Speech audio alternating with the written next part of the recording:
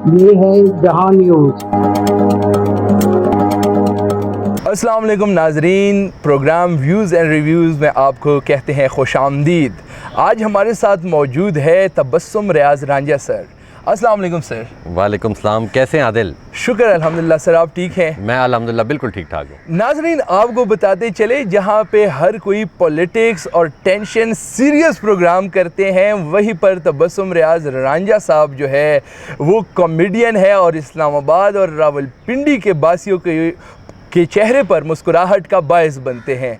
तो सर कैसे हैं आप, क्या हो रहा है और क्या चल रहा है आजकल? बिल्कुल ज़बरदस्त जी। आपने जिस तरह बात की कि जी हम लोग हंसाते हैं, तो बस जब इस फील्ड में मैं आया था, आपको पता है कि हर तरफ सियासत चल रही होती है, ठीक है, हर बंदा दुखी है, हर बंदा परेशान है।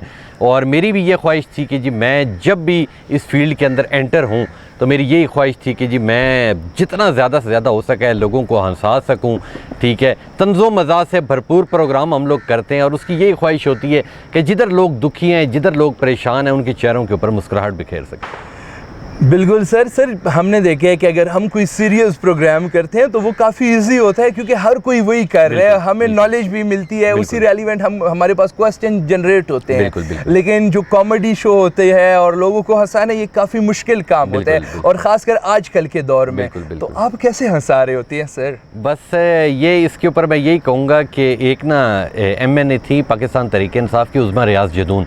जब मैं उनका प्रोग्राम करने गया तो उन्होंने बड़ी खूबसूरत बात की। उन्होंने कहा कि यार मैंने आपको टाइम इसलिए दिया है कि हम सारा दिन बोर हो चुके होते हैं, कभी एक टॉक शो में, कभी दूसरे टॉक शो में। तो जब आप आके हमारा प्रोफाइल इंटरव्यू करते हैं, हंसी मजाक करते हैं, ठीक है, तो हमारा दिल खुश होता है। और वो जब आहिस्ता आहिस्ता मैं करता गया, मिनिस्टर्स के साथ प्रोग्राम, MNAs के साथ प्रोग्राम, रोड शोज़, तमाम प्रोग्राम हमने किए, तो आहिस्ता आहिस्ता मुझे लगा कि यार शायद इस चीज़ के लिए लोग तरस रहे थे, लोगों को इंतज़ार था कि कुछ ऐसा आए। तो अल्हम्दुलिल्लाह जब बाहर जाते हैं कोशिश यही करते हैं कि कुछ ना कुछ ऐसा हो कि लोग, ज़ाहिर सी बात है बाहर जितने लोग हैं हर बंदे की ज़िंदगी में दुख है, तकलीफ़ है, मगर मेरी यही ख्वाहिश थी कि जब भी बाहर जाके कोई प्रोग्राम करें तो चलो कोई एक शख्स भी अगर मुस्कुरा लेता है, उसकी ज़िंदगी में खुशी आ जाती है, तो मैं समझता हूँ मेरी ज़िंदगी का मकसद पूरा हुआ। सर बिल्कुल सर, जैसे कि आप सबको हंसा रहे होते हैं, चेहरों पे मुस्कुराहट ला रहे होते हैं, तो आपका अपनी पर्सनल लाइफ में क्या रूटीन है? घर में भी क्या इसी तरह हंसा रहे होते हैं? और घर का क्या माहौल है? उधर सीरियस रहते हैं बिहाइंड द कैमरा, या बिहाइंड द कैमरा भी यही सिचुएशन है? देखें, बहुत सारे ऐसे लोग हैं जो एंटरटेनमेंट के प्रोग्राम करते हैं, वो बज़ाहिर स्क्रीन के ऊपर एंटरटेनमेंट करते हैं, मगर वो बिल्कुल उसकी बैक साइड के ऊपर बड़े सीरियस से लोग होते हैं। मैं अगर अपना आपको बताऊं तो मैं जैसा जॉली आपको कैमरे पे नज़र आता हूं, मैं घर में भी ऐसा ही हूं, मैं दोस्तों के साथ भी ऐसे ही हूं। और काफ़ी लोग मेरे से ये सवाल पूछते भी हैं, आपने बड़ा ज़बरदस्त ये सवाल पूछा।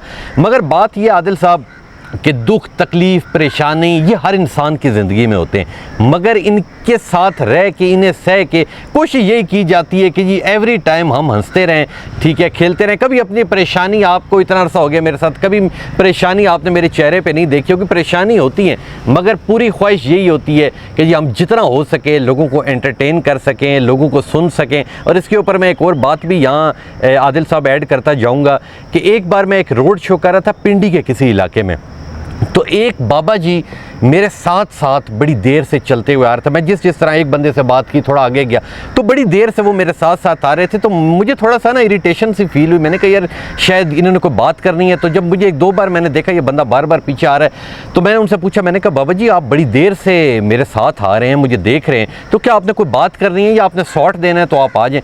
तो उन्होंने बड़ी प्यारी बात की। उन्होंने कहा कि मैं इसलिए पीछे पीछे आ रहा था कि जब मैंने आपकी आवाज़ सुनी, आपको लोगों को हंसाते देखा, तो मेरी ज़िंदगी के अंदर इतने दुख थे कि मेरे 4 बेटे थे और चारों के चारों बेटों ने मुझे घर से निकाल दिया था।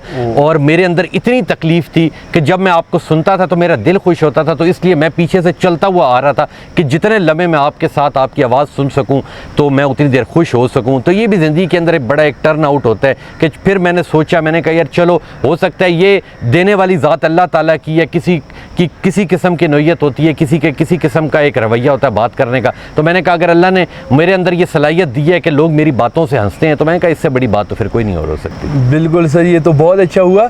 सर मुझे ये बताएं कि सबको हंसा रहे होते हैं, अंदर कोई गम है या ऐसी कोई उदासी जिस पर बैठ के आप डिप्रेशन में गए हो और सोच रहे होते हो कि काश ना होता?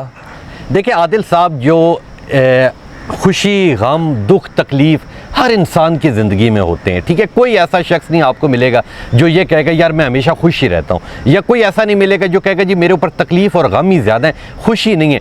खुशी और गम ये दोनों चीज़ें मिक्स हो के आप ज़िंदगी गुजारते हैं, और ज़िंदगी एक चैलेंज का नाम है, ठीक है। हमारी अगर मैं अपनी बात करूँ, मेरी ज़िंदगी में इतनी ज़्यादा परेशानियाँ आती हैं, अभी भी हैं, आती भी हैं, मगर क्या है जब ज़िंदगी के ऊपर परेशानी आती तो अब मैं ये तो नहीं कर सकता कि मैं किसी कोठे के ऊपर चढ़ के छलांग मार दूं, या मैं प्रेस क्लब के सामने आके पेट्रोल छिड़क के आग लगा दूं। ज़ाहिर सी बात है, एक परेशानी आई है, ठीक है, तो मैं कहता हूं कि ये भी चलो अल्लाह की तरफ से आई, ये भी निकल जाएगी। परेशानियां, दुखों को आपने झेलना होता है सब्र के साथ और हिम्मत के साथ। जब आप हार नहीं मानते ना, इंसान ज़िंदगी में फ़ेल ज़रूर होता है, मगर फ़ेल होना और हार मानने में बड़ा डिफरेंस है। फ़ेल इंसान होता है, फिर मेहनत करता है, फिर आगे चला जाता है, मगर जब आप हार मान लेते हैं कि ये काम अब मेरे से कभी नहीं होगा, तो वो फिर काम आपसे कभी भी नहीं होता। इसलिए मैंने ज़िंदगी का ये दस्तूर बनाया है कि जितनी भी परेशानियाँ आ लें हमेशा खुश रहें, ताकि काफ़ी लोग ऐसे हैं जो तवक्कात रखते हैं कि यार इस शख्स से हमें कुछ ना कुछ हंसने को मिलेगा, तो मैं उन्हीं के लिए ही जी रहा हूँ। नाइस। सर, हमें ख़बर मिली है कि आपकी 3 शादियाँ हुई हुई है, 3 बीवियाँ हैं, और एक सबको इकरारुल हसन साहब की तरह एक ही जगह रख रहे हैं, और माशाल्लाह से नवंबर दिसंबर में चौथी लाने का इरादा है। तो ये कैसे पॉसिबल है? ये हम नौजवानों को मोटिवेशनल के लिए कोई तरीका बताएं कि ये कैसे पॉसिबल है। देखिए, जो शादियों की बात है, अक्सर लोग मेरे से यही सवाल पूछते हैं कि जी आपकी 4 शादियाँ हुई होंगी, आपकी 5 शादियाँ हुई होंगी, ठीक है। शादियों वाला जो चक्कर है, ठीक है, इसका मैं सिर्फ ये कहूँगा कि शादी मैंने की थी 2-3 साल पहले की थी, ठीक है, वो बस किस्मत में नहीं थी, नहीं चली, ठीक है, और अब मैं दूसरी शादी नवंबर में करने जा रहा हूँ, ठीक है। ज़िंदगी का एक हिस्सा है।